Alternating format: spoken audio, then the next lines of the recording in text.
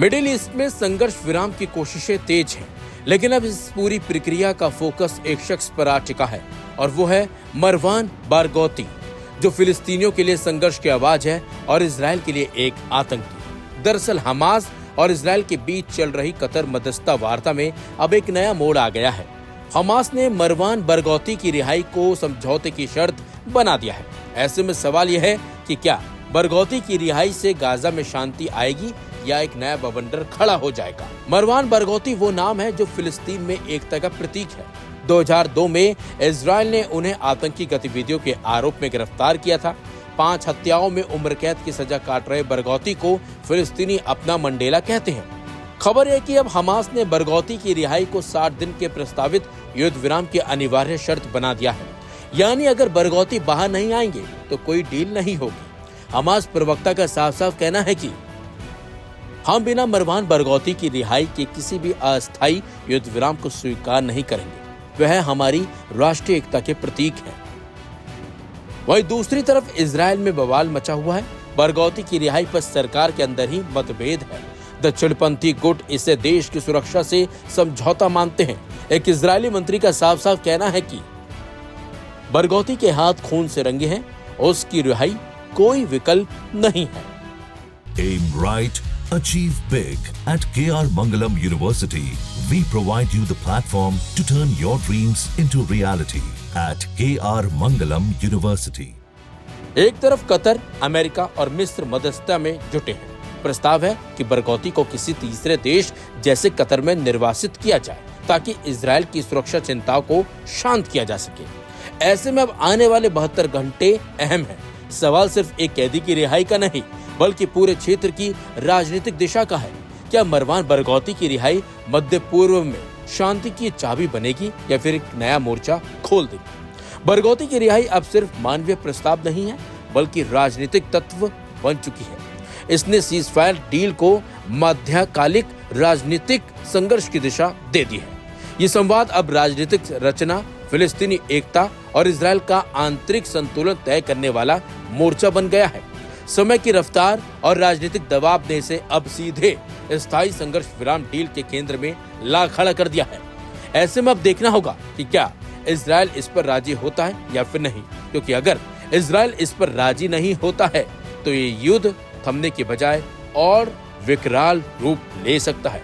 और सब कुछ अब इजराइल के ऊपर डिपेंड है। अगर इजराइल हमास की बातों को मान लेता है, युद्ध विराम तभी थम जाएगा। लेकिन अगर इजराइल हमास की बातों को नहीं मानता है तो इस युद्ध विराम का आगे क्या होगा, युद्ध को लेकर क्या होगा, क्या होने वाला है, ये सब देखने वाली बात भी होगी। लेकिन सब कुछ अब हमास ने इजराइल पर छोड़ दिया है।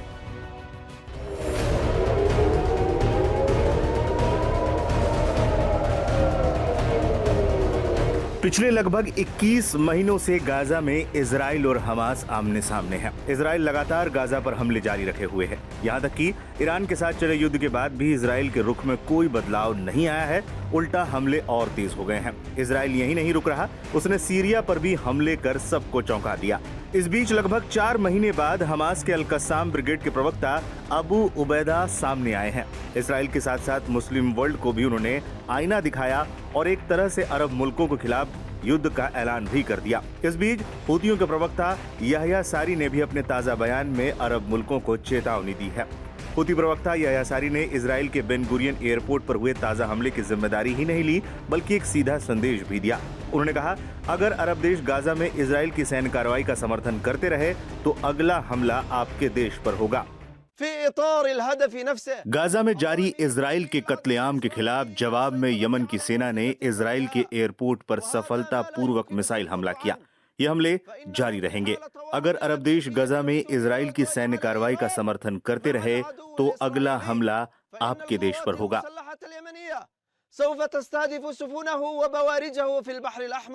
Aim right, achieve big. At KR Mangalam University, we provide you the platform to turn your dreams into reality.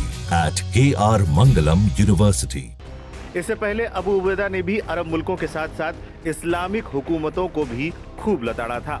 وكان العدو قد أعلن في هذه الأشهر الأخيرة कि जब फिलिस्तीन में हमारे इस्लामी भाई बहन भूख, प्यास और दवा की कमी, साथ ही इसराइल के जरिए बरसाई जा रही आग से मर रहे थे, तब इन मुबैना या कथित इस्लामी मुल्कों के लीडरान और बड़े बड़े दानिश्वर चुप रहकर तमाशा देख रहे थे।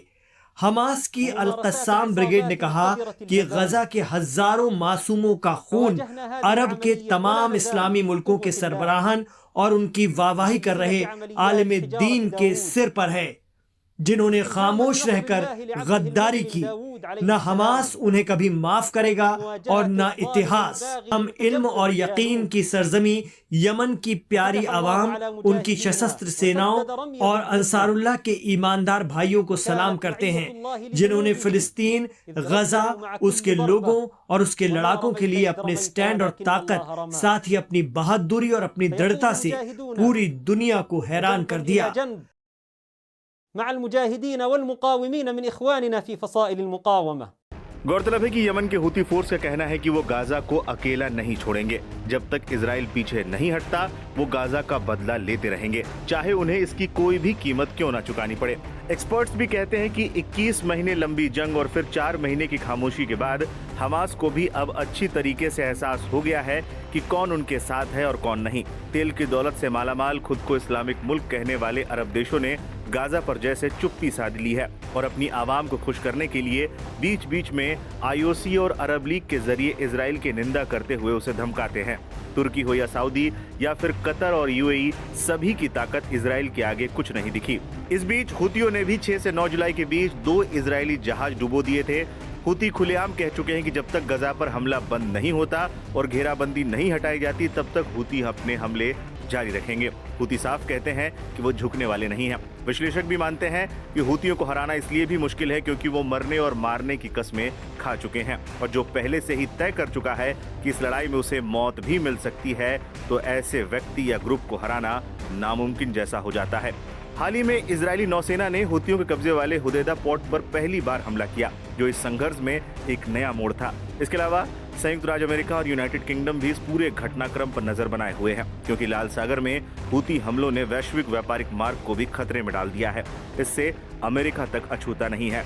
हालिया हमले ये साबित कर रहे हैं कि हुती अब सिर्फ चेतावनी वाले हमलों से आगे बढ़कर इजरायली सैन्य ठिकानों को रणनीतिक रूप से नुकसान पहुंचाने की क्षमता विकसित कर चुके हैं। इस तरह यमन का एक गुट जो कभी स्थानीय गृह युद्ध तक सीमित था, अब इजराइल जैसे सैन्य ताकतवर देश के लिए भी एक गंभीर सुरक्षा चुनौती बन गया है।